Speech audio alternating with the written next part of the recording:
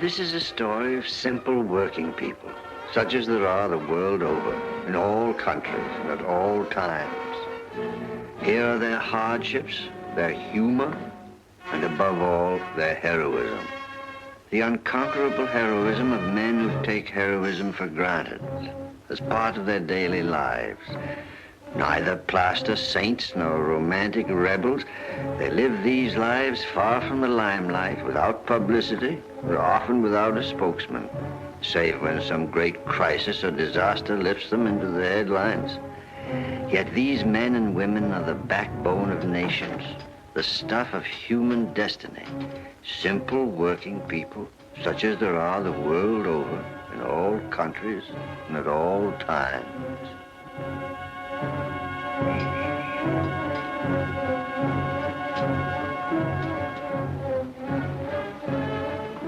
Well, Finnick, do the men work tomorrow? Not if it's to be in Scupper Flats, Mr. Barrett. Even against your union? The union isn't being asked to work in Scupper Flats. On the other side of that coal face, there's 1,000,000 tons of flood water ready to rush right down on top of it. You don't think I'd take a chance of studying my own mind, do you, Finnick? Well, show us the plans of them old workings, then. He can't show you plans that never existed, Finnick. There's two opinions about that. The men wouldn't be scared to work it if you hadn't put the wind up them. No, and they wouldn't have to strike if the union would back them up. Davy? Oh, this must be your lad who's off to the university scholarship. Very clever boy, Finnick. I'd like to do something for him. The men aren't going to work Scupper Flats. But the unions made the drill tests. We wouldn't let you go down there if it wasn't safe. 30 years you've worked in this pit, Bob, and now you take on like this. We all think Bob Finnick's right, see? Where will Finnick? Now, the union isn't with you. You know what it means to go against the union? Better than being drowned. You know what you can do with the union? Why don't the union make him show us those plans? Ah, short plan.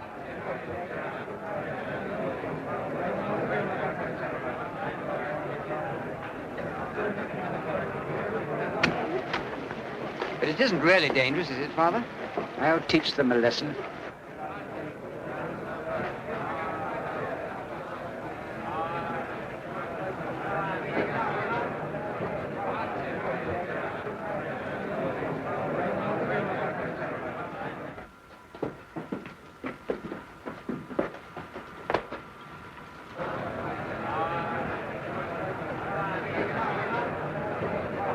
I hear them sound their trumpets. The first angel sounds and then follows hail mingled with blood.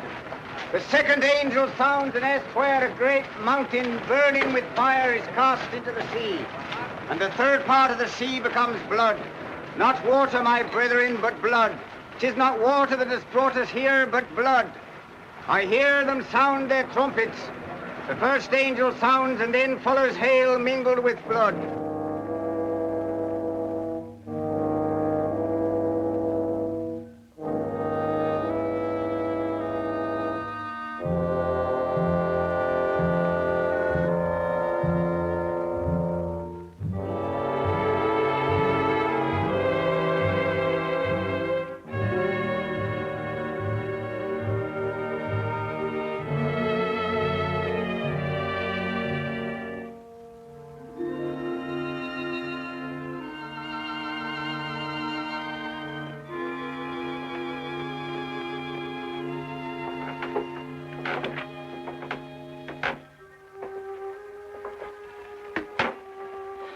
Morning, Mother.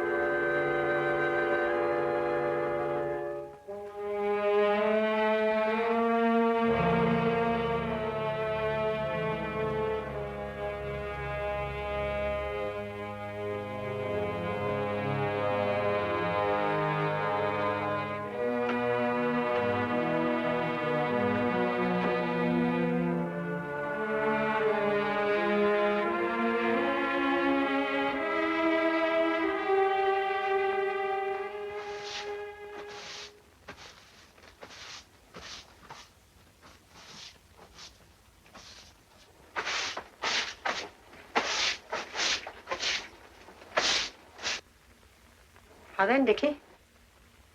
I've got nothing for you this morning, Mrs. Fenwick. Oh, you thought I'd have a bit left over from the killing, eh? Bit of lights, maybe.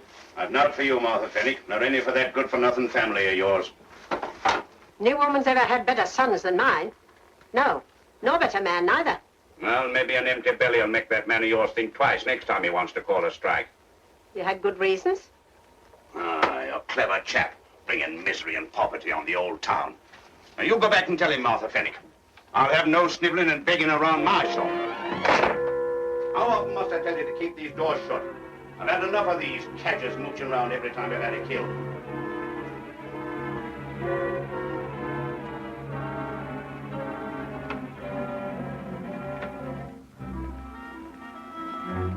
Setting up all night. Stuffing your head with that highfalutin rubbish. You and your scholarships.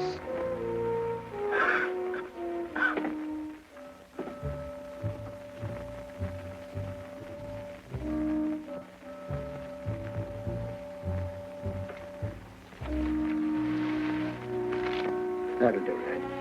If you don't know enough now to pass that scholarship, the next 12 hours won't make no difference. Why don't you go for a bit of a walk up the field, Huey?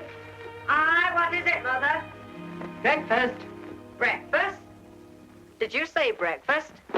Oh, that's what I call a feed. Oysters, pickled. Pity I'm not hungry. It's all the same to you, Mother. I'll just have a piece of that bread. I don't like that kind of fun, Huey. I shouldn't make a mock at good food. They're lucky to get anything. Their father clever like he is. Isn't every man as a pure miners about a drop of water? Get them to strike against their own unions. Thank you, Martha. My father wasn't so clever, nor my grandfather neither. They was just men. And Master Pitt commanded, men obeyed. They was daft enough to think of their own wives and children. Your father's a sight cleverer than that, Huey. He can see through a solid seam of coal and all the flood water to the side of it, what Mr. Barris and Union can't find out for all their instruments. Barris knows it's there, all right. Have plans of them flooded workings. Taking a chance on it, that's all. Plans? Father wouldn't say he'd seen 'em if he hadn't. Oh, he's seen 'em all right at the bottom of a pint of beer. Ah, plans or no plans. For 8 weeks I've been sitting about here useless like, and I'm fed up. Aye, that's the way I like to hear a man talk. There's too many lads nowadays breaking their necks to get away from Pitt. It's a blessing I've at least one son doesn't want to work all his life with his coat on. She's right there. 'Tisn't a coat I want to work in. Mother wouldn't see much difference between a coat and a football jersey, Huey. Well, all right. Tynecastle United is paying Tommy Shields £5 a week. If he can get away from the pit, I can. And they don't have to read no books to do it.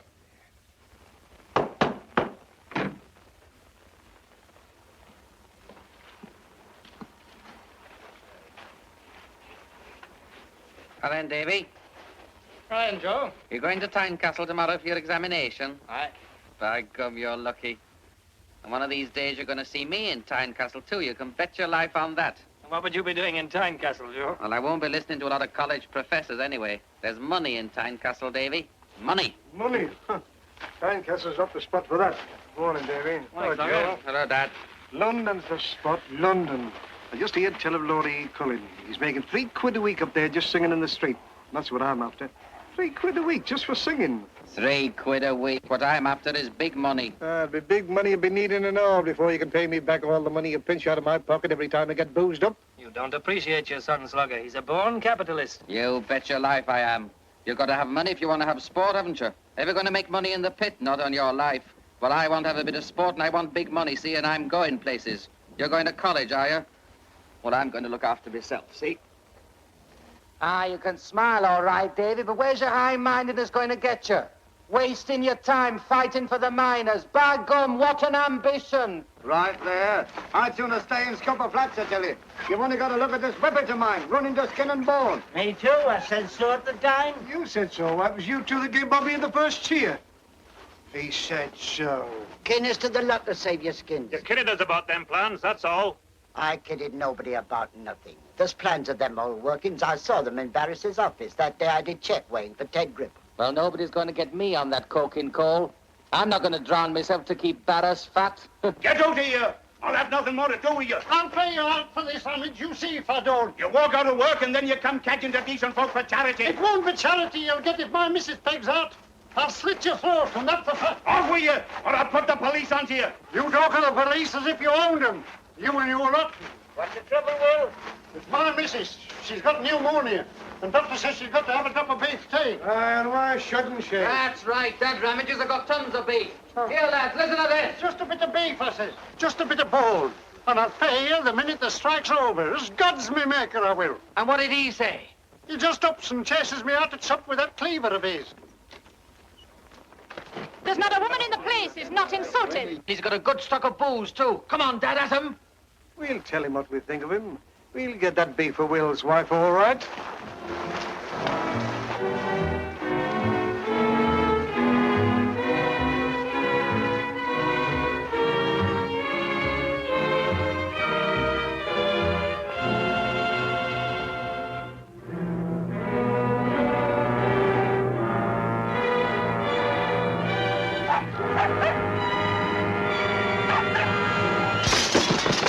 Come on, lads.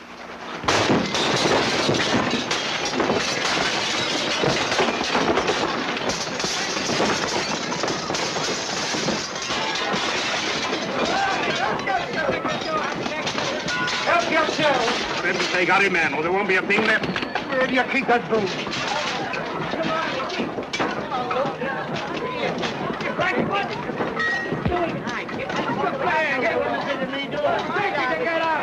How much do you want altogether? Splendid for thee.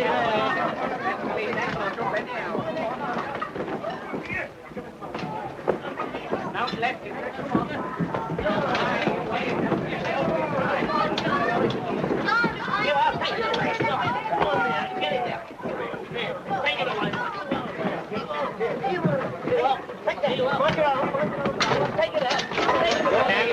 Stop it, you fools!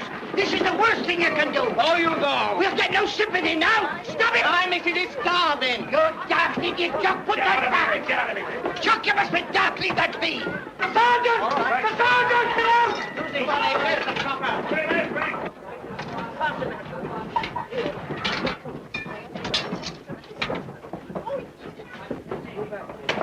Penny, the man looks starving. There's another of them in there. Heart that never rejoices. You got him. He started it. And that woman of his was up here only this morning, making a nuisance of herself. I saw him egging them on. I never did nothing. No, and I don't expect he did anything either. What are you doing with my mate? You leave him alone. You better come along and make a charge. Come on. You saw the old thing, didn't you? I didn't all, Mr. Rabbit. Then you'd better come along, too. Drinking like that on an empty stomach? Don't go down the mine, Daddy. Let the mine come up to you. I looked and behold Good a luck, pale lad, good luck. horse, and his name that sat on him was Death, and hell followed with him. And there went out another horse that was red, and power was given to him that sat thereon to take peace from the earth. And there went out another horse that was red, and power was given to him that sat thereon to take peace from the earth. Now then, what? Again, Joe, and I beheld and lo, a black horse. Got a horse for the derby? He that sat on him had a pair of balances in his hand. And I looked and behold a pale horse, and his name that sat on him was...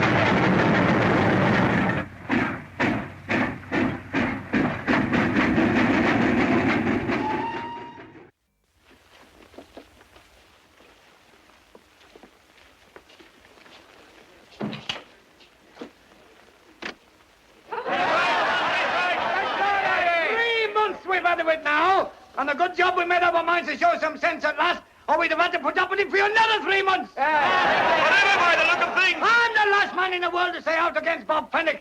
But where's it got him? In jail. We never had no choice. We never ought to come out on strike. Got is to get drowned, the whole lot of you.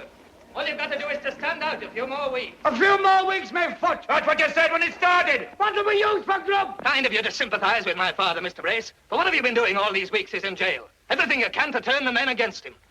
Now listen here, lads. Barras will soon lose that contract for coking coal, and he won't need you to work scupper flats. Well, what that tell me for? We're the ones who's got to work that coking coal, not you. You were going to that pot college of yours. I get back where you belong. Get more with your education. All right, and what am I going to do in that college? Educate myself to fight for my own kind, see? I've worked down there with the rest of you, haven't I? I've got coal dust pitted in my skin the same as the rest of you, haven't I? Look, here's something that won't wash out, isn't it, as long as I live? I've seen what the pit's done to some of the men here with your coughs and silicosis and nystagmus of the eyes. I'll see what it's done to my own father, haven't I? Mr. Barrett! Mr. Barrett! Come on, lads. Come on. Ah, Brace, we got a deputation, Mr. Barrett. All right. I shan't be a minute, Arthur. All right, Father. Good afternoon. Good afternoon, sir. Good afternoon, Mr. Barrett. Good afternoon, Mr. Barrett. How are you, Harriet? Afternoon, Mr. Barrett. Ah, young Pennick. So you got the scholarship, eh? Aye. And when do you leave for the university? Today, I'm waiting for my father to get back. You must let me know when you finish at college, won't you? I might be able to get you into one of the council schools. I'm on the board, you know. It's not school teaching I'm after, Mr. Barrett. Oh, well, I'd like to see you get on anyway.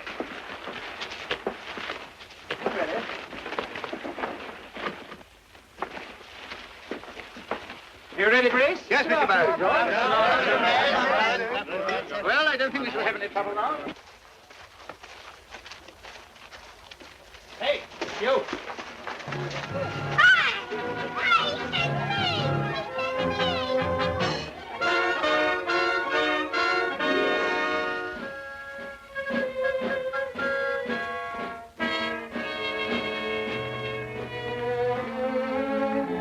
Three good shirts I'm putting in for you. See, they send the washing to good woman. None of their newfangled laundries. I still got other handkerchiefs. Aye, Mother. Are you making sure he's all fussed up and all? Aye, and I'm making sure his pit clothes are kept poshed up. Maybe he'll be satisfied with them someday. Same as thyself, Huey lad. Hello, Dad. Did you have a good time? Good as a holiday it was. Good food and all. The only pity was they weren't licensed. Anyone seen out of her with Joe? Oh, Slogger, there's been no sign of him since the day you went in. So you're off to Tynecastle, Davy. Best of luck, lad. I've got great faith in you. Thanks, Slogger. So long, Martha. None of my family never needed no college education. They was good mining stock. Same as I thought your father were. Well, he set himself up against Master Pitt. You know as well as me, Martha, they jailed me for a note. They got their knife into me over the strike, that's all. And that don't surprise me. And I noticed all witnesses has come forward to stand up for it. Well, it done one good thing. Left them free to settle strike. So they hurried to get the strike over before I was out, eh? Aye. How's your cough been, Father? This cough will never kill me, Davy. Father, I don't like the idea of your going down Scupper Flats. Oh, I wouldn't worry about that, lad. All you've got to think about is making your way. Someday you're going to do something about this industry of ours. The men have great hopes on you, lad. Aye, they don't talk as if they had. Ah, they think it all the same. What time are you leaving, lad? Well, now you're back. I can go by next train. I'll come along with you. We'll have a bit talking. Oh, thank you, Martha.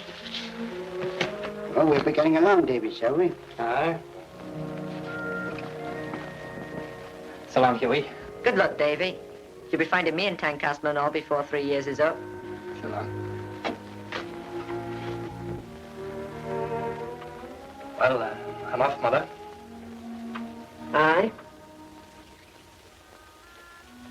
Don't forget to keep my pit clothes waiting for me. I don't expect they'll be needing them.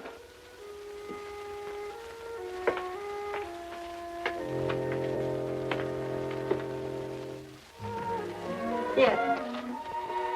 You want a bite to eat at the train? Oh, thank you, Mother. Goodbye, Mother.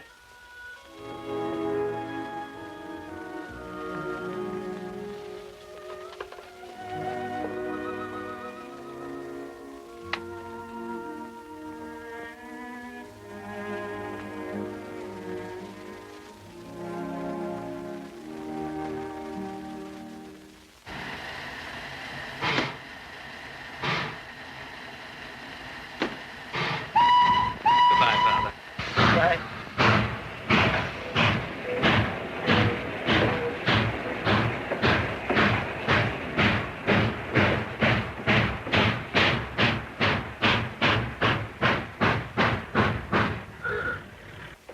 Wilkinson wants £10 each way about Rock Boy. Limit's 5. What do you think? Take it, will you? It's money for jam. Is that you, Laura? Well, is he able to come tonight all right? And did you put it to him the way I asked you to? I think it's going to be all right, Joe. That's fine. Well, The place is the Percy Grill. Have you got that? The Percy Grill. And I'll come over to your table, see, as if butter wouldn't melt in my mouth. Well, I got to rush away now, Laura. I got to put something off, see? Of course, if you've got to do something more important. Now, don't be daft, Laura. You know me. I mean, all the time I've been in Tynecastle, I've hardly ever set eyes on another girl. That's it, the cooking doings, the grill of the Percy Grill. Ta-da. Sounds like poetry, doesn't it?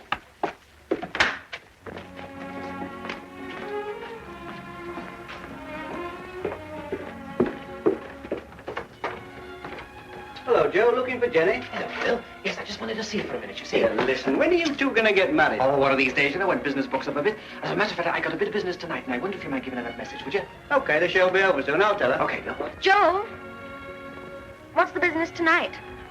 Jenny, I was just looking for you. So I noticed. Some other girl tonight? Now, don't be daft, Jenny. You know me. I mean, all the time I've been in Tynecastle, I've hardly ever set eyes on another girl. Well, you can't tell me it's business night after night. Chuck it, Jenny. You're getting up with that from your mother. I mean, I can't help it if I got a bit of business at night, can I? I'd sooner be with you. You know that. Would you, Joe? Honest? Of course I would. I mean, you know me. Well, then, Joe, let's go out tonight. Let's have a bit of a fling like we used to. I know we'll go to the Percy Grill. Percy Grill? Yes. Where we went when we first met, Oh, remember? lass, I wish I hadn't got this bit of business Joe, tonight. let's start afresh. In the same place where we started in the beginning. Joe, I'm talking to you. You might listen to me. All right, Jenny. I'll put it off, you see, and you get out of that fancy dress and I'll wait out here. right, See? Bye. Davy! Oh, then, Davy. Joe. Ah, it's me, all right. There's only one Joe Garland in Tynecastle. There's only one Joe Gowland anyway. Got that scholarship all right, Davy, did you? Aye. Everyone in Seascale's been wondering what's happened to you, Joe. Well, as a matter of fact, Davy, you see, after that scandal in Ramage's shop and my old dad getting pinched, well, I just couldn't bear the disgrace and I just had to come away, see. Oh, I forgot, Davy. I shouldn't have said that. Your old dad was mixed up in that, wasn't he? That's all right, Joe. What have you been doing with yourself all this time? Oh, I'm a turf accountant. Oh, bookie. I've got better fish than that to fry, you know.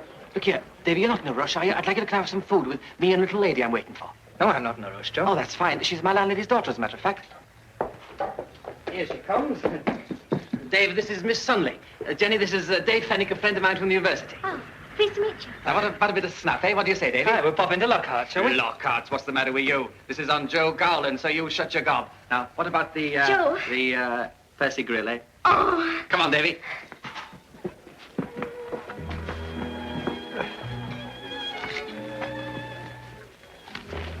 I think I'll have some oysters. You don't mind if I just leave you for a minute, do you? You see, it's one of my clients. It's one of the biggest foundry owners in Tynecastle. It's all right, Joe. Business is business. Back in a jiffy. Joe's a card, isn't he? Yes. Good evening, Mr. Millington. Oh, hello, Garland. Got something good? Well, I did hear a whisper about Rock Boy for the 3:30 tomorrow, Mr. Millington. Rock boy, eh? Well, I'll have the same. Yes, Oh, Laura, I believe you've met Joe Garland. Well, I did meet Mrs. Millington at the Spring Handicap, but I don't suppose she'll remember. Of course, Mr. Garland. Won't you sit down? Well, Oh, come on, sit down, have a drink. Oh, thank you, Mr. Millington. Smart lad, that, wasting his time in that bookmaking business.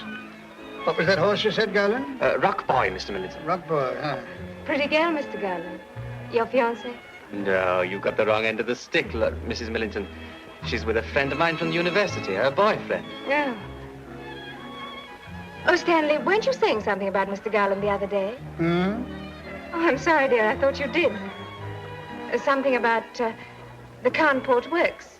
Oh, yes, yes. Someone was telling me. I forget who. You know, I believe you know something about coal, Garland. Well, nothing at all, Mr. Millington, except I was born and bred on it. Well, I may need a buyer for my Cawnport Works. Well, I wouldn't say no, Mr. Millington. Well, it may be possible, but don't count on it, Garland. Well, all I need's a start, you see, Mr. Millington. Yes, I know. You're a smart lad. Well, you see... Well, there's only one thing I've got my heart set on. It's rather difficult to explain. I suppose you'd call it coal. Coal? Well, coal mines.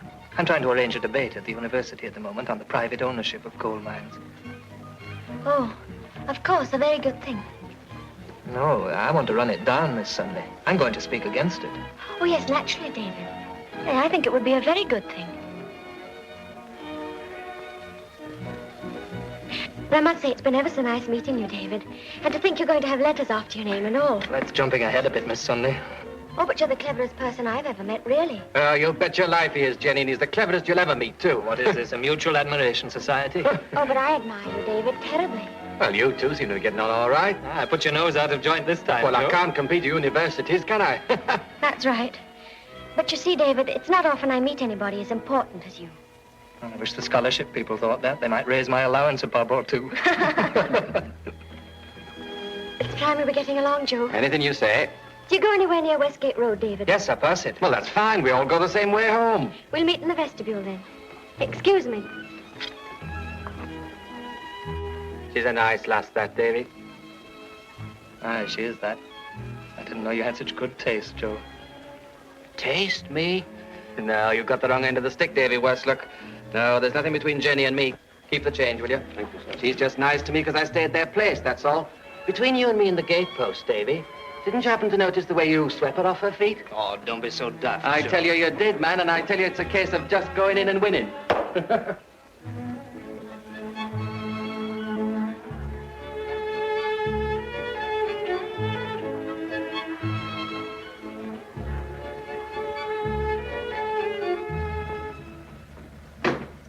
Joe does the whole thing in style, doesn't he? Taxis and all. Is that you, Joe? Is Ginny all right? Of course I'm all right, Mother. I thought you must have had an accident coming home in a taxi. Oh. Mother, this is Mr. Fenwick from the university. I'm pleased to meet you, Mrs. Sunley. Goodness gracious me, and me in this state. It's too bad of you, Ginny. It's all right, Mrs. Sunley. He's as good as one of the family already, aren't you, Davy? Well, I think I'll be going to bed. You'll look us up sometime, Davy, won't you? Of course I will, Joe. Good night, Davy. Good night, Joe. Good night, Jenny. Good night, Mrs. Sunley. Good night, Joe. Maybe we could meet again sometime, David. Well, of course. Maybe we could have tea together sometime. Well, that'd be fine, Jen. Well, if you'll excuse me, I've got a bit of an headache. I think I'll mix myself a daisy powder. Good night. Good night, Mrs. Sunley. Well, what about tomorrow, Jenny? I'll be free after 5. Tomorrow? Well, let me see. I can call for you here shortly after 5. Oh, all right then. Good night. Good night, Jenny. Good night. Good night. Ginny? Here a minute. You're not treating Joe right. He went up to bed very upset. And if you didn't notice it, you're blinder than I take you for. Was he jealous? He was and all. It doesn't do a girl no good to treat a man like that. I tell you, there was tears in his eyes. I know what I'm doing. It's time I taught him a lesson. Don't you be so sure of yourself, Miss Sunley. I once thought I could teach someone a lesson, and it ended with me marrying your father. I could marry Joe Garland tomorrow just by raising my little finger. But I'm not going to raise it. Not just yet.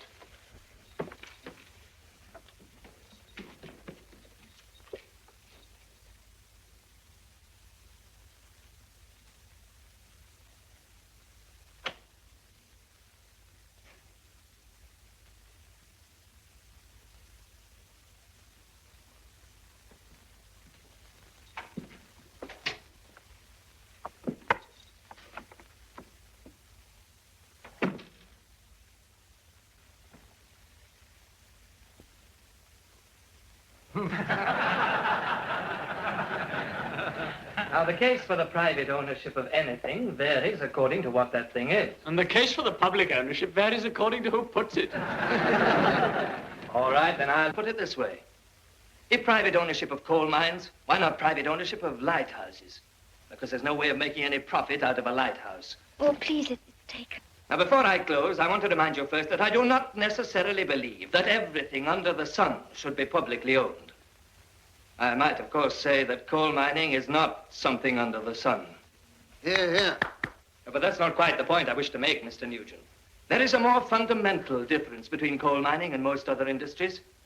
It is briefly that coal, like iron and other natural resources, was not invented by man. It is in no way manufactured by man or even cultivated by him. It is merely put there by nature for man to take. These natural resources, ladies and gentlemen, these national resources are not merely the basis of a few industries. They are not merely incidental to our nation's structure. They are the basis of all our industries. They are the lifeblood of every industry. They are the very foundation upon which our nation is built. The material with which our nation is built. The sustenance without which our nation could not continue to flourish. I resent that this great buried treasure, this source of all our nation's wealth, this utterly vital national heritage, should be dispensed to this man or that, good man or bad, to exploit this mine or that, this seam or that, willy-nilly, as and when he chooses. To use it as a pawn in price manipulations, cost evasions, middleman transactions, and as a pabulum of his self-aggrandizement. I resent it as I would resent a foreign flag on the cliffs of Dover.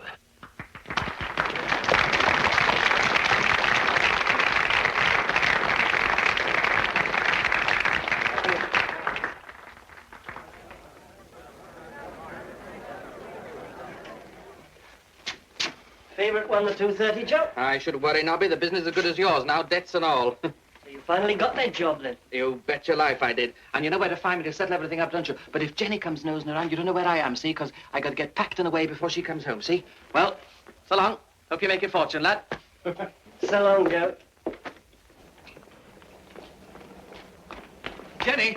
Oh, there you are, David. I thought you were ever so nice. Did you really, Jenny? Look, would you I like wonder to... what happened to Joe. He said he'd be here for sure. Well, I said for sure he'd be at Jesmond Dean yesterday, under the picnic last Sunday. Or maybe he thinks we like being alone together. Oh, that would be it, wouldn't it? Well done, young Fenwick. Oh, thanks, Mr. Nugent. I suppose you haven't any ambition for politics, have you? Well, as a matter of fact, the subjects I'm studying most are political science and economy, and of course every now and then for a change I read your speeches in Parliament. That's what he's cut out for, talking job. Oh, I'm sorry, Miss Sunley, Mr. Nugent. How do you do? Well, you come and see me when you've got your degree. I might be able to push on a bit. Oh, would you, Mr. Nugent? Well, I might. Only get your degree first. Yes, I will.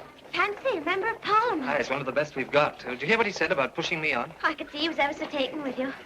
Well, I must be off now. Goodbye. Well, if you wait a bit, Jenny, I'll see you home. Oh, I can't. I'm ever so late already. Ta. Bye.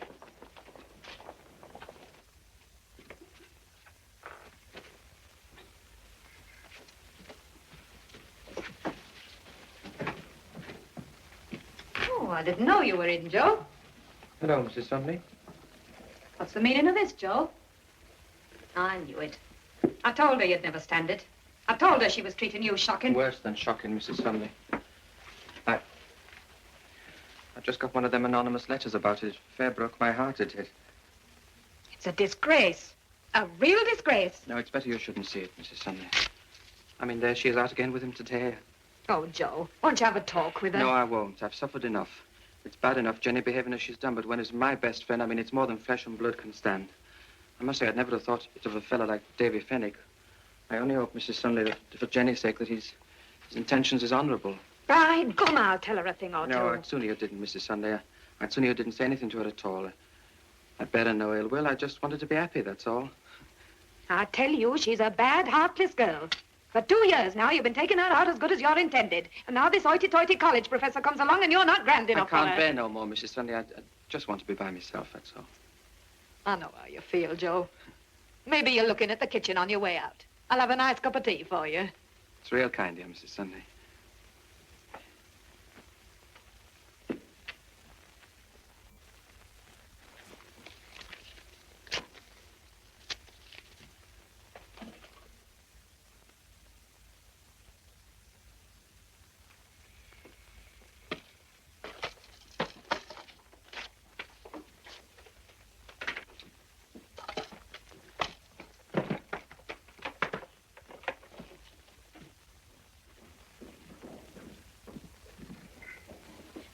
Is Joe in, Mother? Aye, but only just. What do you mean, only just? I'll tell you what I mean, young lady. Joe Gowland is packing his bag. Packing? Didn't I tell you no man would put up with the way you were going on? Well, you've lost him now, haven't you? You weren't so clever after all, were you? You see where it's got you, don't you? You've lost the best man that ever drew breath.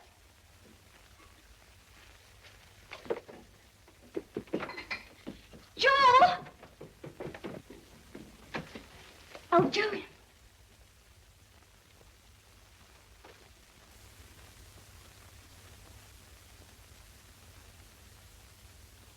Oh, he's gone, has he? Well, you can't say I didn't tell you, can you?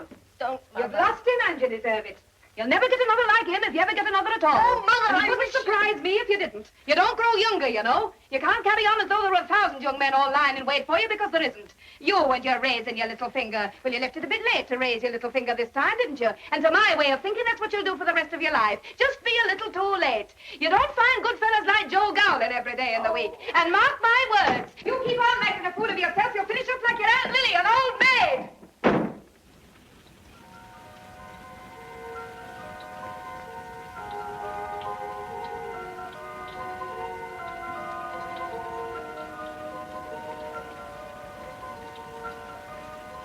Jenny.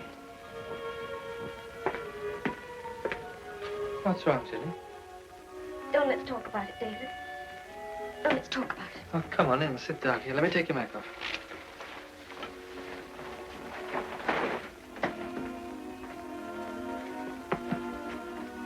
What is it, Jenny? It's Mother. She's been on at me. She's been on at me all the time. It's not my fault Joe Garland left, is it? Joe Garland left? I couldn't stand him, David. I couldn't stand him. But I don't quite follow, Jenny.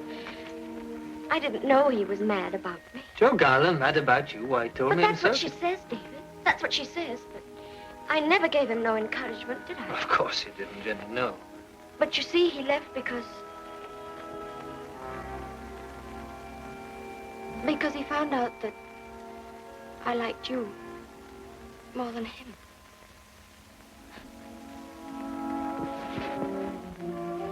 I can't help it if I love you. She can't blame me, can she? You love me? I can't help it, can I? Jenny. And you love me, too. Don't you, David? From the very first minute I saw you, Jenny. Oh, David, I want us to be together always. I can't go back there. I can't stand it. I want us to be married and happy and, oh, everything. Of course, Jenny. I'll take you away from there the minute I can. Oh, David. The minute I get my degree and get a post.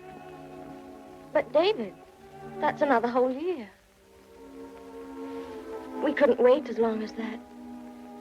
Couldn't you get a post now? Jenny, it's not very long. But you said you could be a schoolmaster with what you've got now. Schoolmaster, but I don't You want... said you could easily get a post in Sleescale. This man Barris promised you. Jenny, you... Oh, David, we could have the loveliest little home. You could study in the evening with all your big, important books and me sitting beside you.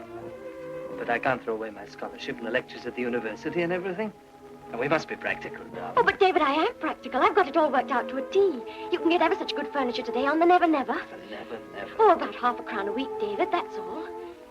I'm sure there must be very cheap houses in Sleescale. Cheap? No, that's not the point, Jenny. I'd feel I was letting everybody down so much. My father, the men. Say no more about it, David. Well, you heard what Mr. Nugent said. He'd drop me like a hot brick if I threw everything away. Not another word. Just tell me you love me. More than anything in the world, Jenny.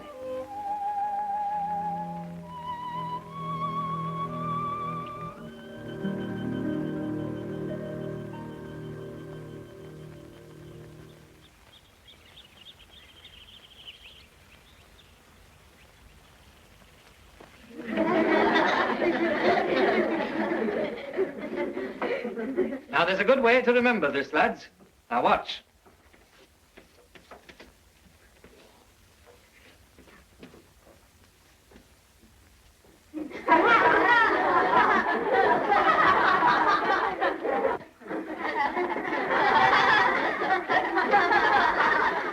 Now, what's that? Pit pony! That's right, Pat, a pit pony. That's the way to remember Scandinavia, a pit pony, kicking his hind legs in the air during a strike. If you want to remember Stockholm, that's the capital of Sweden. It's right there on the pony's hoof. If Oslo, that's the capital of Norway, right there on the pony's Adam's apple. Well, now, it's closing time. Go along home. Good afternoon. Oh, Pat. Pat Reedy. Well, so this is your last day, eh, Pat? Aye, Mr. Fenwick. Oh, did you tell your mother what I said? Aye. And she said I've got all the education I need for Hugh and Cole. Well, I'll come along down with you.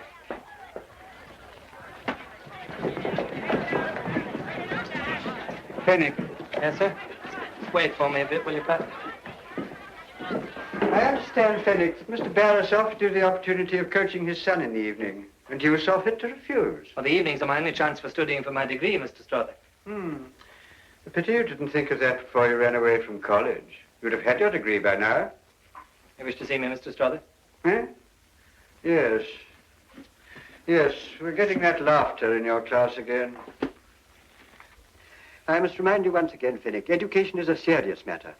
A child's whole life may depend on it. But, Mr. Strother, in an article on modern education... I learned all I need to know about modern education before you were born. The basis of it is to have teachers with proper degrees.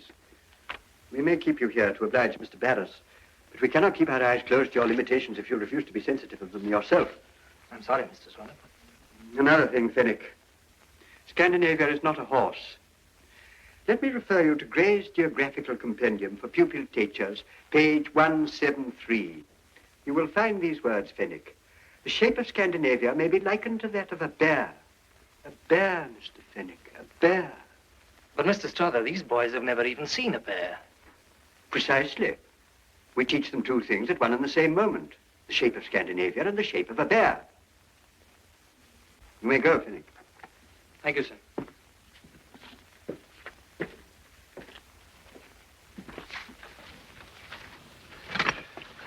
I hear you managed to get track of your Joe. He's in Tynecastle, all right. I run over and dropped in on him. Thought I might be able to touch him for a quid or two. Nearly finished up by him touching me. Hey, Bob, look. Second time he's been down this month. Must be getting fond of us.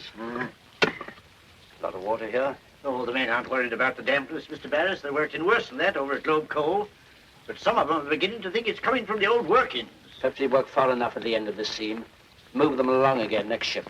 As you wish, Mr. Barris.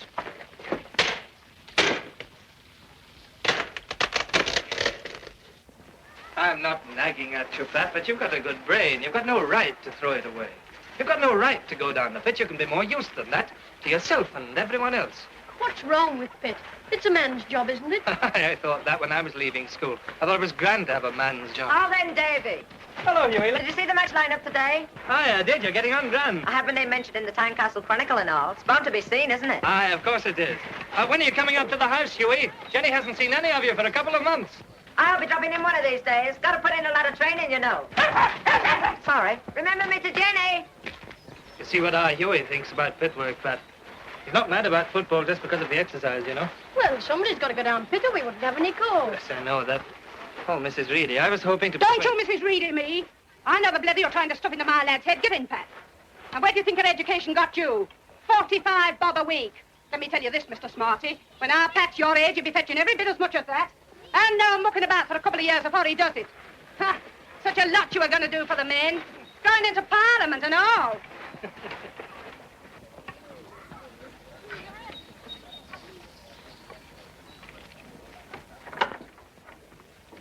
Oh, then, Mother. How's the cell, lad? Is Father in? He'll be back in a minute. Come on in, I'll give you a bit of bait and you can wait for him. I'd better be getting along, Mother. Jenny's got a bit of veal and ham pie waiting for me. Please the cell, lad.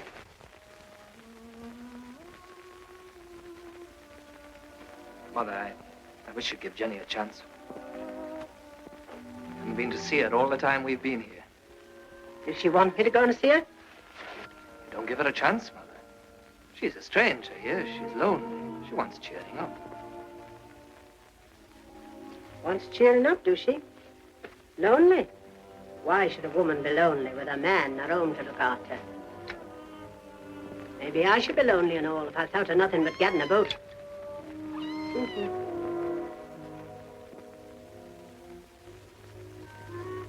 All right, Mother. Hello, Davy. Come along in, lad. Well, Jenny's expecting me, Father. I think I better... All right. How's she getting along, eh? Oh, not so bad, Father. I'd like to have a talk to you sometime, Father. How's things down at Scupper Flats, eh? Oh, Barris is nigh on finished that contract for coking coal. If Scupper Flats has lasted 3 years, it should last another 3 weeks, eh? I heard you'd soon be getting out of it. Well, I must be off. So long. So long, Mother. So long, Davy.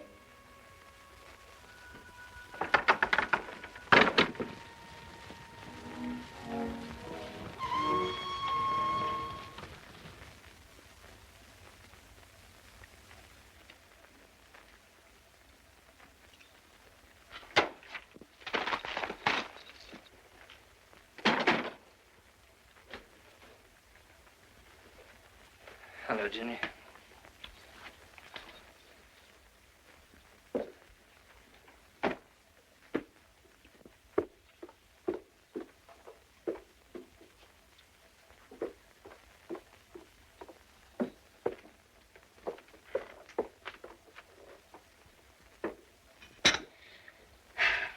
What's wrong today, Jenny?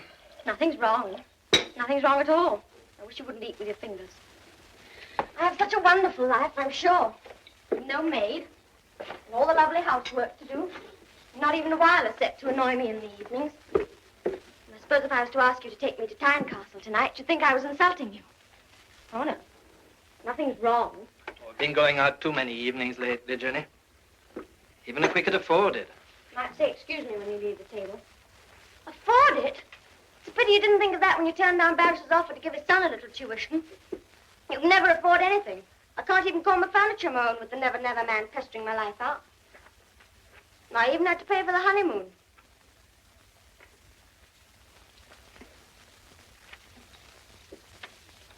It'd make me so terribly, terribly happy if you'd take me out just this once. Oh, don't be sensible, Jenny. I want to finish this book tonight. You want? Of course, it doesn't matter what I want. It never seems to strike you that you brought me to a place where there's not a soul I can talk to. Why don't you try and be friendly with my people, Jenny? Your people? Your people, indeed. You didn't tell me your father was a jailbird, did you? Jenny. You needn't try and deny it. I know all about it. Robbed his shop, he did. Nice kind of father-in-law for a... Jenny. David, it was wicked of me, wicked. I should have done that, Jenny. I should have... Oh, but I deserved it. Every bit of it. I'm a bad, heartless girl. I'm just a drag on you. Your nerves are on edge a bit, darling, that's all. Yes, that's it. My nerves. I need cheering up, David. Yes, of course. If only for your sake. I know we'll go to the Percy Grill, where we first met, remember? We'll forget all our silly little squabbles and start afresh in the place where we started in the beginning. Yes. Well, maybe you're right, Jenny. Run along, get ready. Oh, David, you're so sweet to me. We can just catch the 5:20. Darling. I'll be down in a minute. David, that's the laundry. You see them, will you? They're trying to charge me 9 bucks too much. Tell them I'll attend to them tomorrow. Now then, son. Mother. Well, come in, come in. She's brought Ginny a drop of that homemade broth of hers. Oh, that's fine, Mother. Come on in. No, that's the kitchen, Mother. Here's the drawing room. Drawing room? Hey, it's grand, isn't it, Martha? Maybe Ginny's tidying up the kitchen or something. Jenny thought you were the laundry. They're trying to swindle her out of 9p or something, but Jenny's not having any. Laundry? That's a thing never gets the chance of swindling me. Well, sit down, Mother. Here's a fine chair. You can sink into it like... Tea in the parlor, eh? Oh, once in a while. Murchison's shop cake? Oh. I get you a drop of port, Mother. I'll cheer you up. We don't want to interfere with your studying, lad. Oh, I can chuck it for this one night, Father. It isn't so often we get a chance for a talk, is it? No. Oh, here she is. Well, how's that for a quick... Visitors for you, Jenny. Oh. How are you, lad? This is a great pleasure, and such strangers, too. What a shame you just caught David and me going out. But, Jenny, Mother and Father... You see, we promised some friends to meet them in Tynecastle, and we really couldn't disappoint them, could we, David? Oh, pretty. Now, Jenny, look here. We don't have to go into... No, lad, Ginny's right. We couldn't have stopped more than a minute or two anyway. Of course, and you can easily come in again sometime, can't you? That's right, lass. Well, you can still have a drop of port, Mother. I don't know what gave you the notion that I'd taken to drink. The lad's just trying to be pleasant, Mother, that's all. David, hurry up. We'll be late for the train.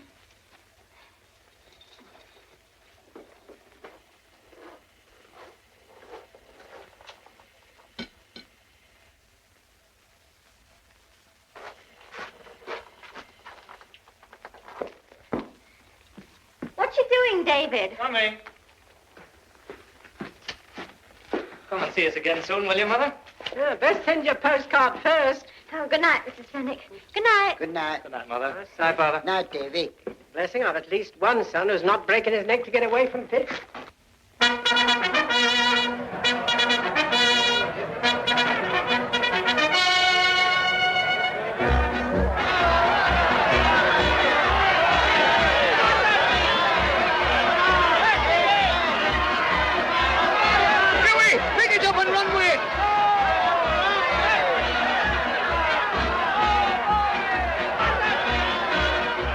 Grand game you'll be playing, Bob.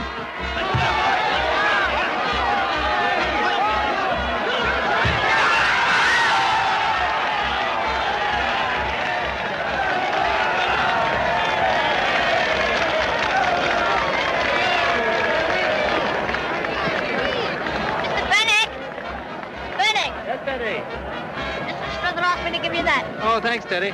Doesn't matter you as got it in him, Bob. Fine game. He played 3 goals and all. Lovely I'll hat trick that one day. Lovely hat trick it were and all. Oh, she's living in.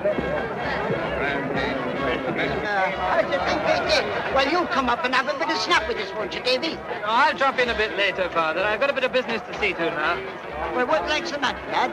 Nothing, Father, nothing. I hear you lads doing well, Slugger. Have you heard from him? Well, Joe, if I was to send him a telegram saying I was starving to death, he'd send me a refund. Found him 1,000 years and cast him into the bottomless pit. Oh, shut your gum about bottomless pits. We're through with scupper flats. Let's have something cheery. To him was given the key to the bottomless pit, and out of the smoke came locusts upon the earth.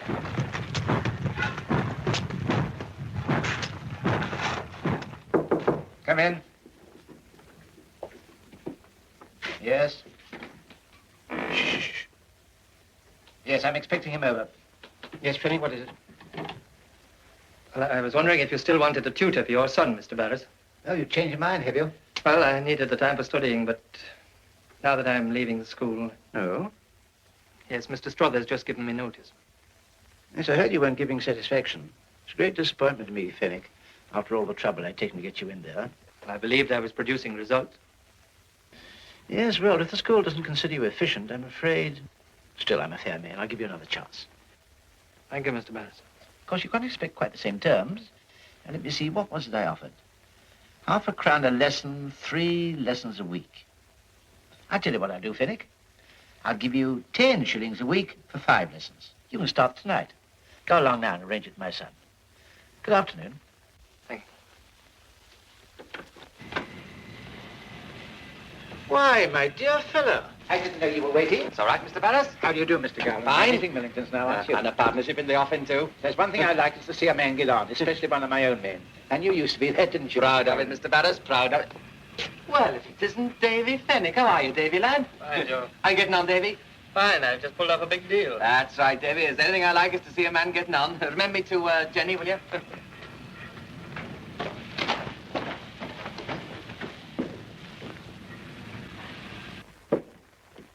It's been kept quiet about this contract coming through me, Mr. Barris, isn't it? You don't want the men to know, eh? Well, maybe they wouldn't understand, you see, all this fat-headed notion they've got about scupper flats. I mean, if I know where to lay my hands on the best coking coal, it's a duty I owe to my firm, isn't it? There's no reason why anyone should know. Oh, I see. You're worried about young Fenwick noticing something. You know him very well, of course. Well, I didn't you know, Mr. Barris? Rather a headstrong young man, I'm afraid. Just lost his job, schoolmastering. Got the sack, eh? Pity in a way. He had brains. I always did say it was a shame the way he threw himself away over a bit of a lass. I think I'll drop in on him and cheer him up, poor fellow losing his job and all. Jay. I'd like to know how you expect us to live on 10 shillings a week. Well, I don't, Jenny. I'll get another post somewhere. I'll advertise in the Tynecastle papers. In the meantime, we can sell this house and go and stay with my mother. Your mother?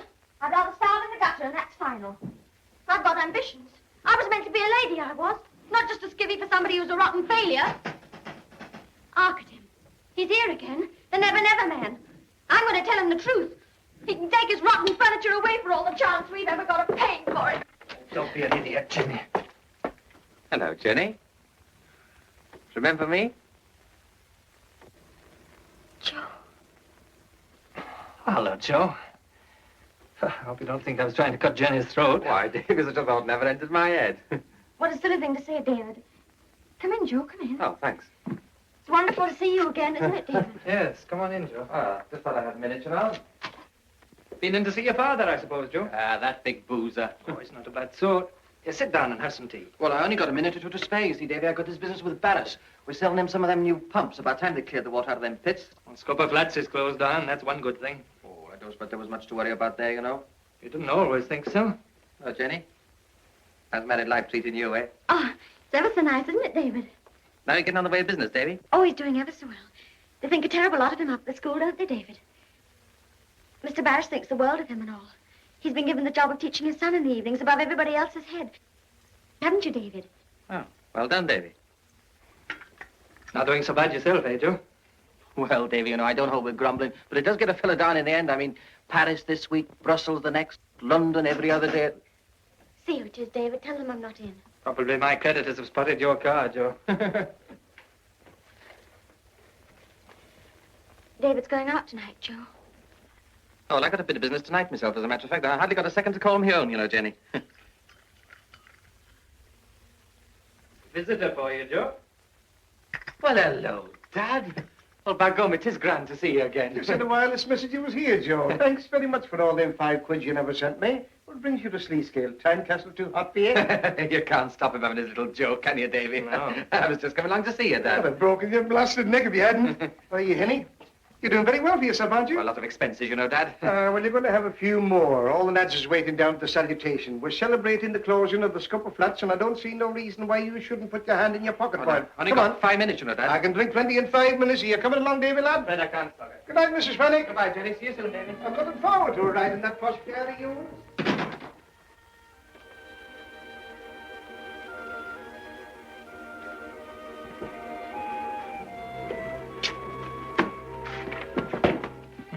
Joe always makes me laugh.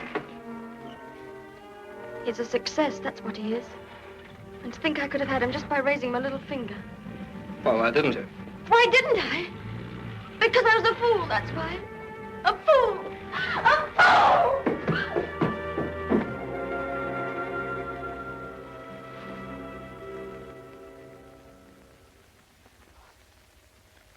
This, therefore, is the relative change between the second variable and that of the first. Now, obviously, if A does not differ from X, this ratio has no meaning. I'm glad to hear it has no meaning. Certainly hasn't any for me. I tell you, I'm no good at mathematics.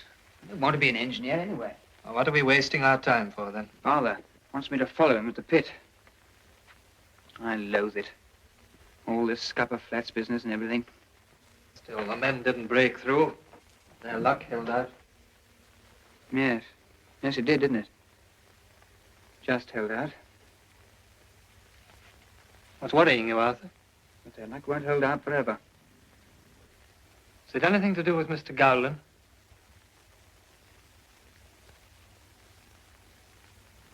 Coking coal for Millingtons, eh? The Scupper Flats isn't closing down after all.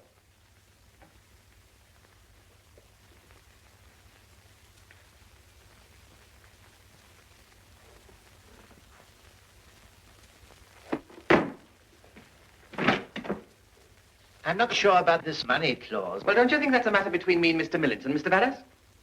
Of course, of course. Now then, Joe.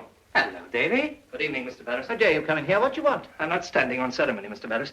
That's another contract for coking coal. I implore you to teach my son arithmetic. Get on with it. I hope you've got a strike clause in that contract, Mr. Barris. You'll need it. Now, don't be too hasty, Davy. Now, what do you think I've come over here for? Well, what have you come over here for? Well, I'll tell you, Davy. You see, there was Millington signing this contract for coking coal, and me worrying to death about those men going back to Scupper Flats. Well, I had to come over to try and stop it, see, Davy, and what do I find? Mr. Barris convinces me I'm wrong. You little rat.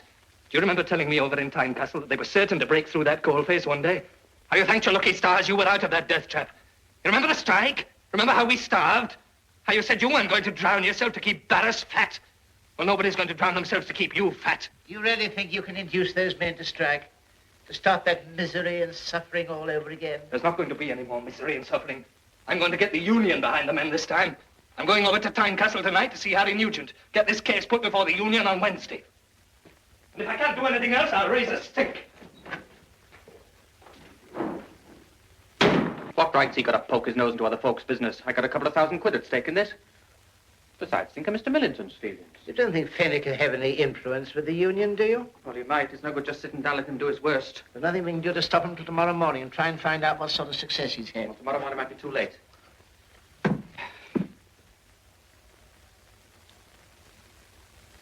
How's he going to get back from Tynecastle tonight?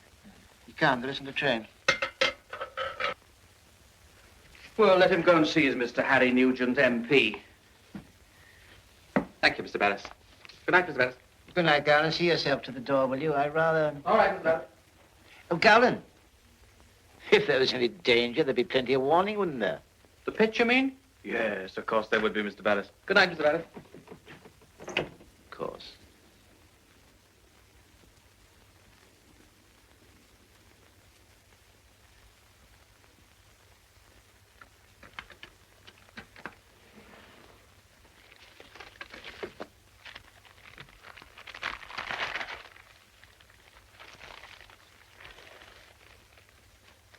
But I know I can convince them, Mr. Nugent, if you'll only give me the chance. You're a convincing talker, all right. That's what I thought that day at the college. Aye. You said you'd do something for me, you remember? I remember. Come and see me, I said, when you've got your degree.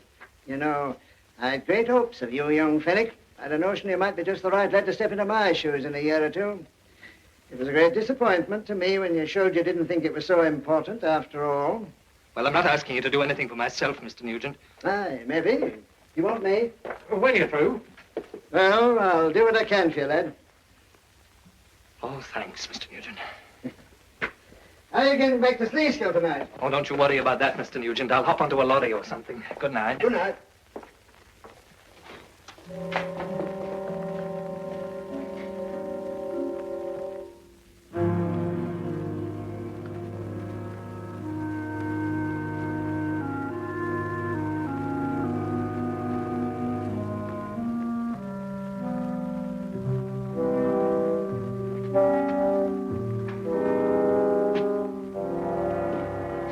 Davy, I thought you was never coming back. Did you, Joe?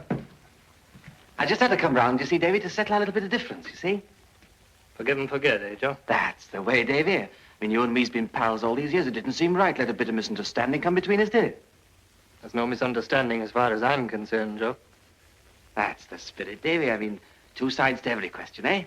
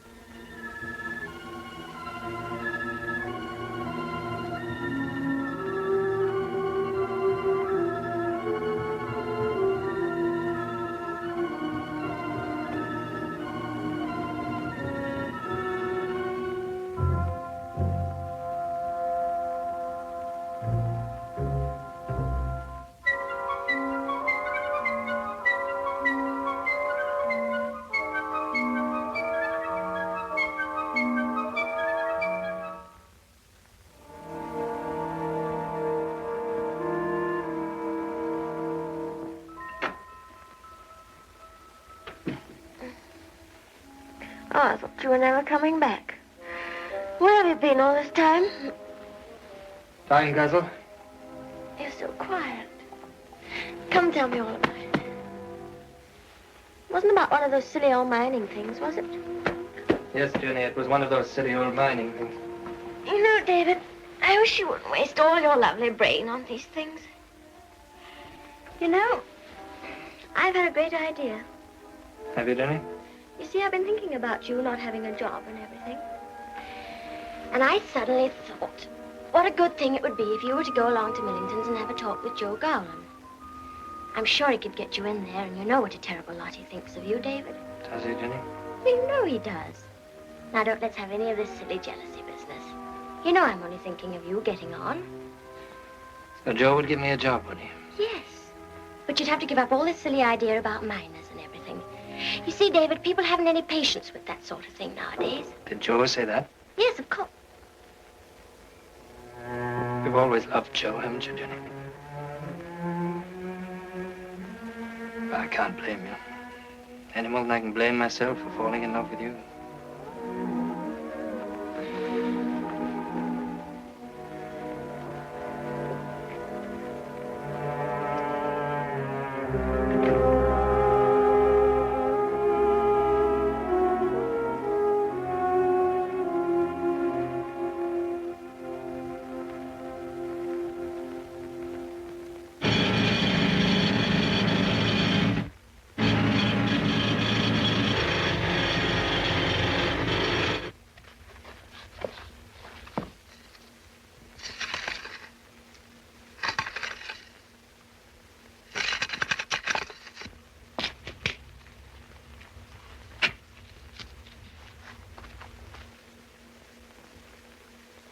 Go ahead, go ahead.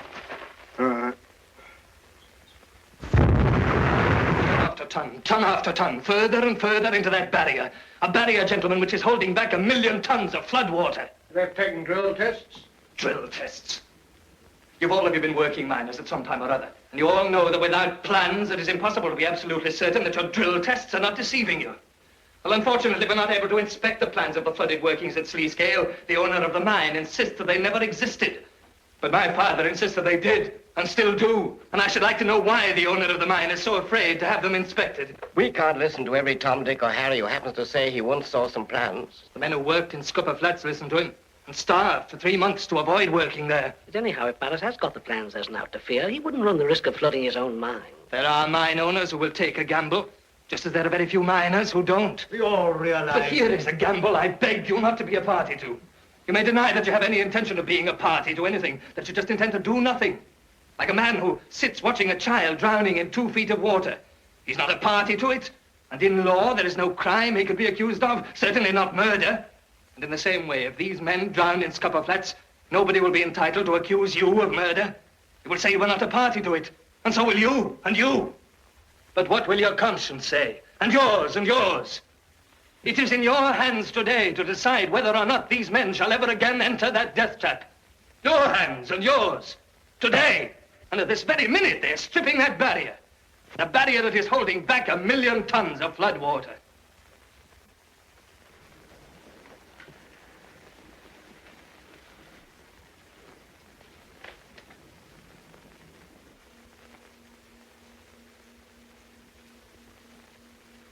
Mr. Chairman.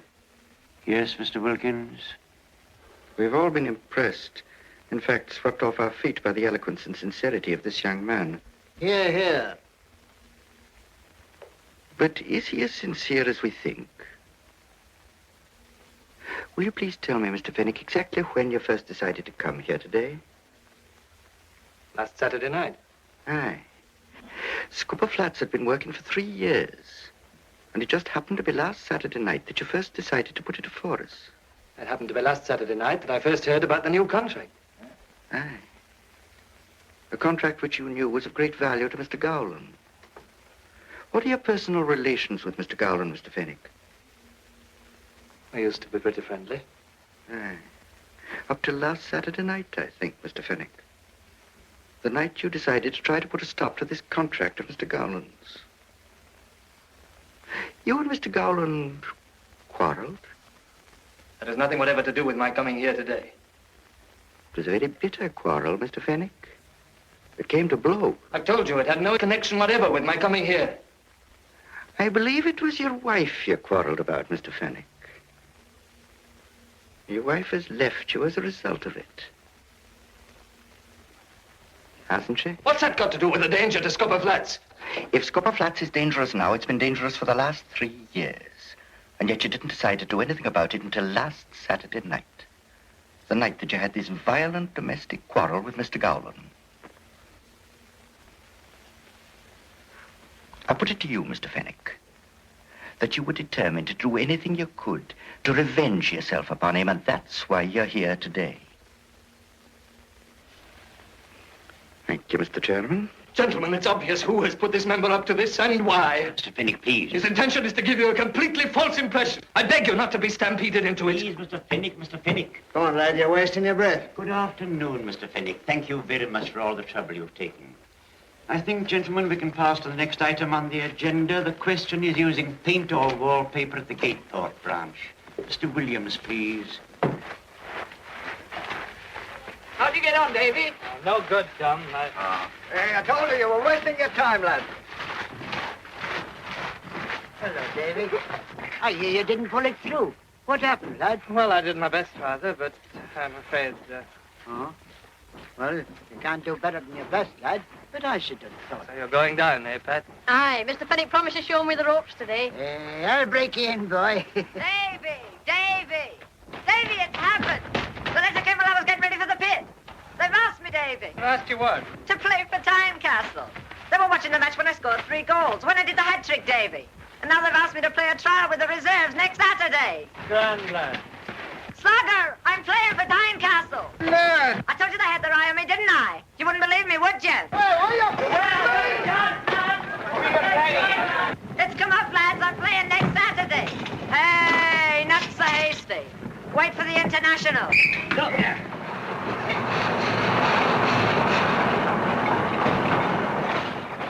come on. Gonna be all day. All right. I'm just putting in the artistic touches. You coming to see me play on Saturday, Slugger? Course I am, lad. Course. Aye, they're thinking of running excursions so as everybody can come. That right, Harry? You won't find Harry there. He's got that day whippet of his end for the county stakes. And he's going to win and all. I'll break his blasted neck if he doesn't. I've got 210 on him at 20s.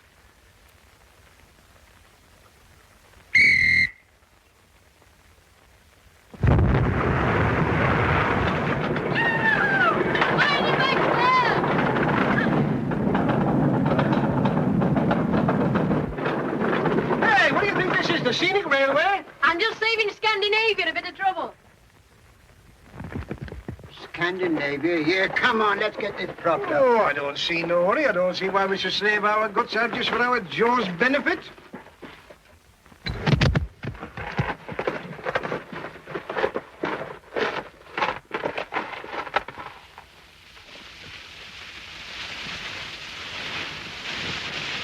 Get back quick.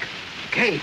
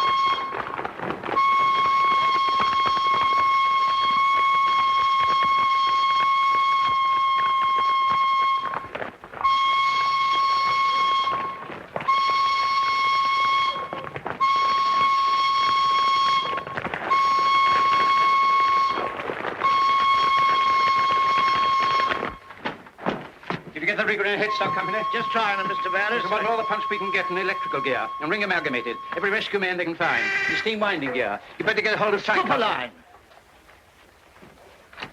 Hello? We've got as far as scupper number 5. The water's still rising quick, and all the turns are blocked. There's 5 of us. Have you tried the air tunnels to globe coal? They're full of gas. The water's fetched it up. Oh. Get out, both of you. The rigger in headstock. An amalgamate. I'll attend to that. Get out. Hello. Now listen, Fenwick, carefully. Make for the old workings. Go right along the upper tunnel. The block at the end's only a frame dam. We'll soon knock it away. Old workings? Don't be afraid of water. That's all on the lower level. Now, don't take the branches nor the left dip. Keep due east for 1,500 yards. So you did have them plans all the time?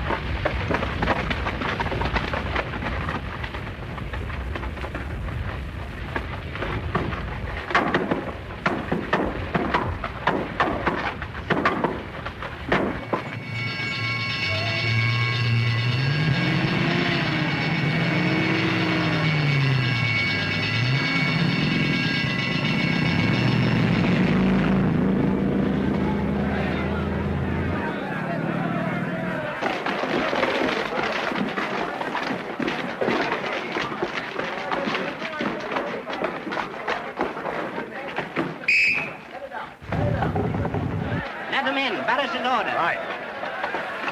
Come on. Come on, children.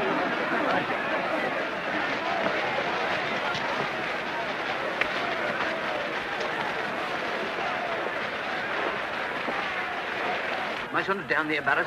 My son, Bob Ogle. Why don't you get yourself in by and fetch him out? That'll do no good, Tom. These people want to know what's being done to get the men out. Most of the ship have got away in the upper levels of Globe Coal. We're in constant touch with them. Is our Bob here, my father? There's a man in the pit top line now getting the names through. Your husband, Mrs. Fenwick, was cut off on the other side, but he managed to find a way into the old work. You were there. There are 5 others with him. I don't know who they are. Can I join the relief Yes, party? come along. Stay here in the yard, Mother. It'll be all right.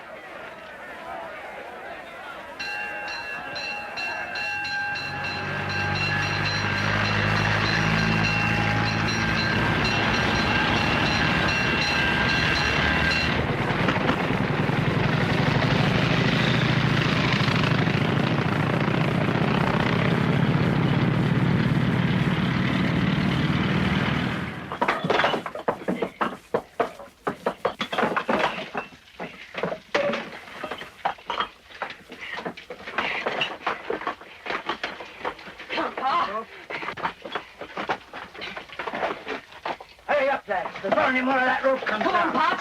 Come on, lad. Come on, Slugger. Come on, lad.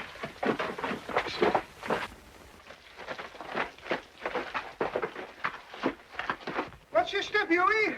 You'd not be much good to United with a broken leg. I'll still be much better than some they've got.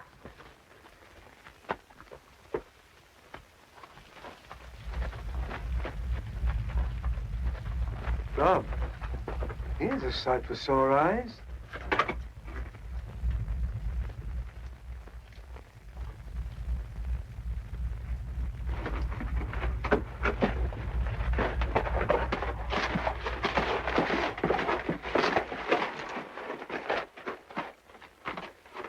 Hey, there's no frame dime about this.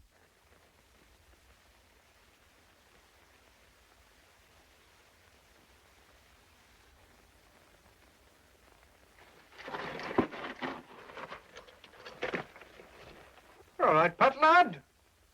Why, we're above water level anyway, and the relief party will be drilling through before you can say Pat Reedy. So we've naught to do but just sit ourselves down and wait. Ah, a bit of a rest won't do us any harm, eh, Pat, lad? May as well go easy on these pit lamps. Now, we're going to take it in turn, Charlie. Here, I'll start. Pity we lost Harry. He was looking forward to his whipped winning on Saturday. Ah, Saturday was going to be Harry's big day and all.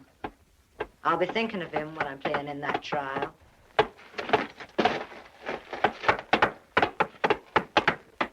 Oh, my, you should see us coming, passing the folks along the road just as they were standing. There was lots and lots of lasses there, all with smiling faces, getting along the Scotswood Road to see the blading races. Oh, my.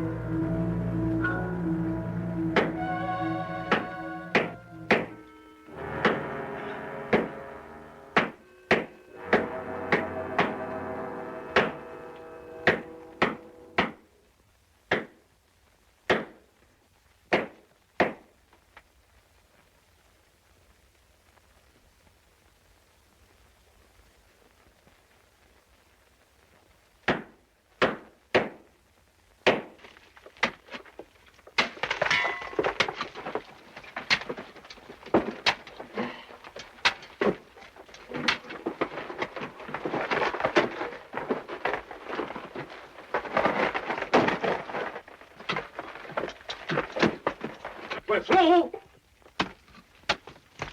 Keep on for 300 yards. Take the right dip.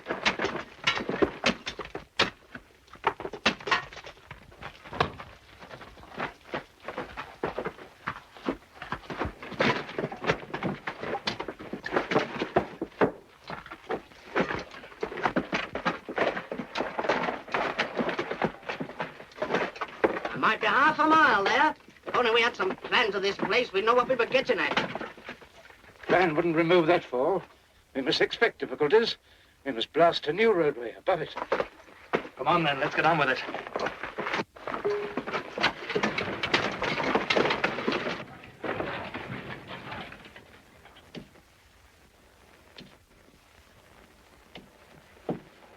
Mr. Fenwick, I feel real bad. It's my stomach, I think. I know, lad. Would you believe it? I don't expect there's a lot of nourishment in them, but they're better than out. Here's me with my cough drops in my pocket, and I forgot all about them. First time in my life. There you are, lad. Thank you, Mr. Fenwick. What day would you say it was, Father? Oh, Friday morning, I'd say, lad. It isn't Saturday yet. No, not like that, no. No, it can't be, can it? You call that pounding? We'll be here till doomsday at this rate.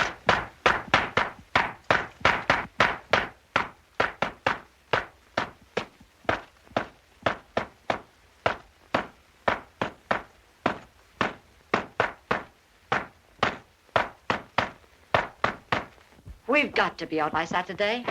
Before closing time and all. By gum, what I could do to a pint.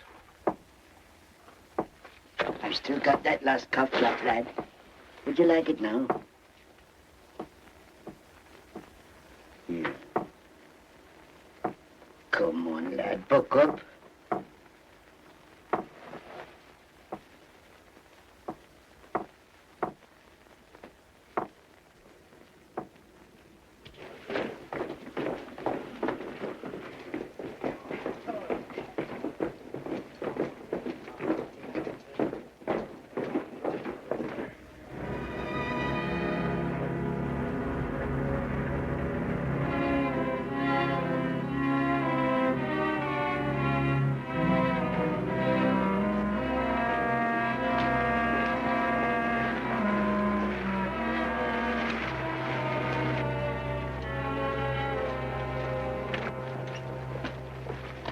Good evening, Mr. Nugent. Good evening. We got all the men out of Globe Coal, thank God. Nearly 80 of them. Evening, Mrs. Fenwick. Nasty business, this.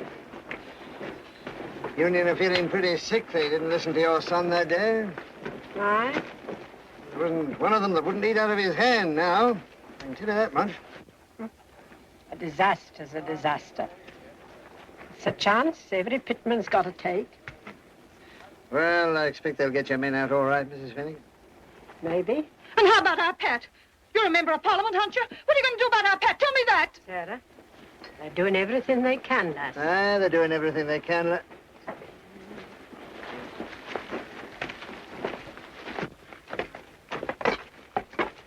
What's the matter, Doctor? Stroke. Been overdoing it. What sort of progress are they making down there? There's still a chance, Mr. Nugent. Oh.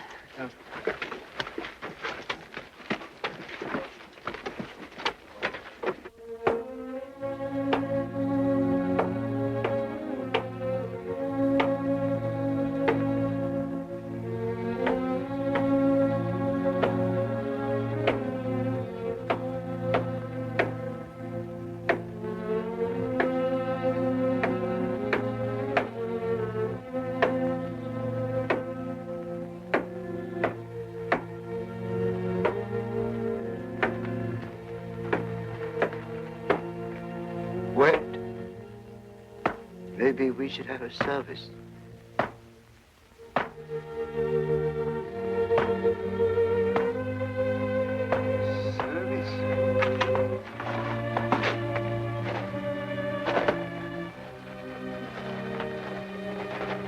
Let us take for our text the 12th verse of the 8th chapter of the book of John. I am the light of the world. They that follow me shall not walk in darkness, but shall have the light of life. Down in this pit, dear brethren, there is darkness. All around us there is darkness. But the light of the world is here, even here, in the darkness of this pit. What's all this preaching about? This isn't Sunday. It isn't Sunday, is it? It's not Saturday yet. Woe and go, my brethren, is our lot upon earth, and the fourth angel sounds, and another star falls in the bottomless pit. Ah, put a sock in it, wept. I see it, my brethren. I am given the gift of prophecy. I am a prophet in the paradise pit. Sit down, man, sit down. I see them.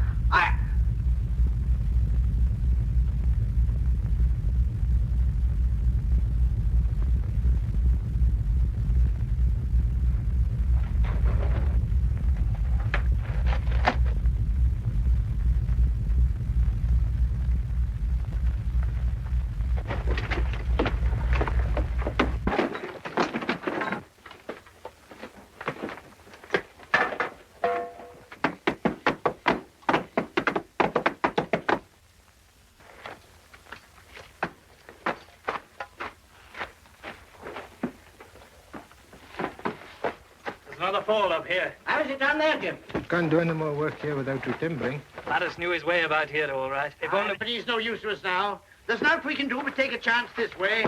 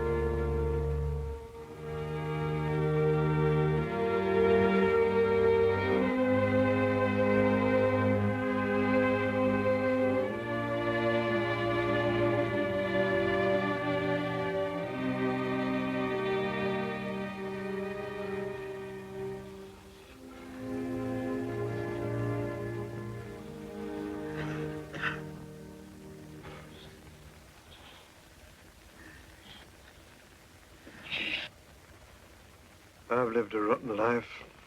Rotten. Just a boozer. A big boozer. The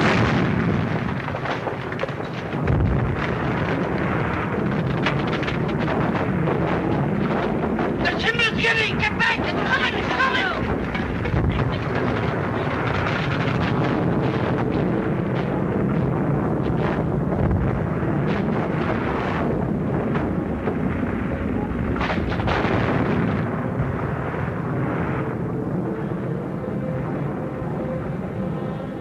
Well, we'll have to give it up. There's no chance now.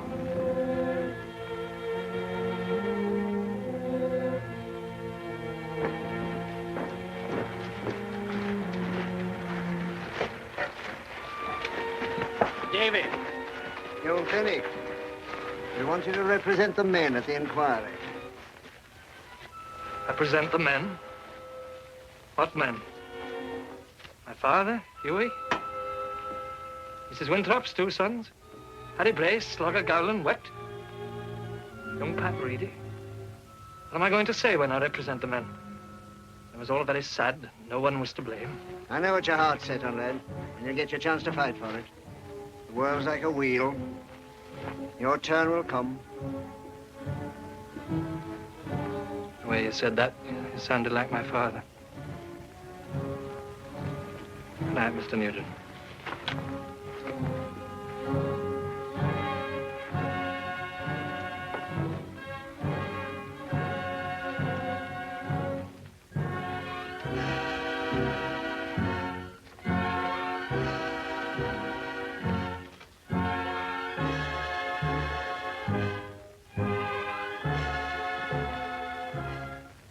Our Father, which art in heaven, hallowed be thy name.